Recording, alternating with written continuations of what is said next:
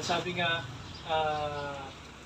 7 days without prayer makes 1 week. Makes 1 week. Wow. Pero yung week, W-E-A-K. Wow, ganda nun. 7 days without prayer makes 1 week. Wow, ganda Pag nun. hindi ka talaga nanalangin, manghihina Manghihina ka. ka. Pero pag ikaw ay nananalangin lagi, para kang tulad ng mic na lobat eh. Hindi naka-charge. Pero pag ikaw ay laging nananalangin, full charge ka. Yes. No? Sabi nga kanina, kung mananalangin ka, pumasok ka sa loob ng kwarto, sa dito. Ibig sabihin talagang maganda yon. Sa bahay ng mga nating lahat, may dining room, may living room, may bedroom, di ba? May comfort room, walang prayer room. Yeah. Totoo. Totoo yun. Kaya kailangan ng bahay, may prayer room. Yes. Pumapasok ka sa kwarto, nagdadasal.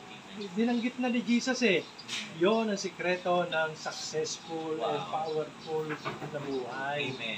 May prayer room. Yes. Okay? Bedroom, pwede. So, yung mas ibig sabihin, kahit saan part ng bahay, gawin mo prayer room. Yes. Pwede. Amen. Dapat may prayer room.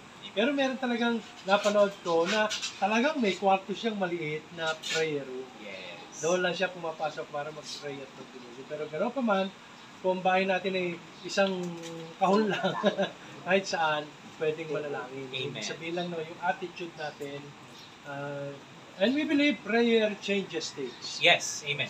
Magbabago ang maraming bagay. Pwede ng prayer room yung heart. Oh, Wow.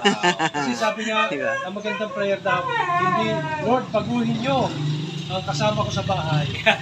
Ang kailangan prayer daw, Lord, baguhin mo ako. Wow. Para mapapituhuhan ko ng tama Amen. ang mga tao na nasa paligid ko. Amen.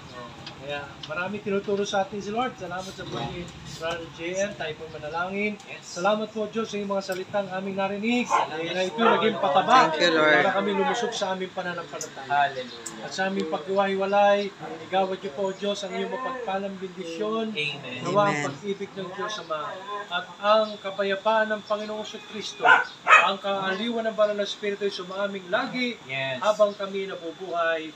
Bawat sa iuwi, taglayang kalakasan at kalusugan, Amen. taglayang kagalingan, taglayang katugunan Amen. ng lahat ng mga pangailangan.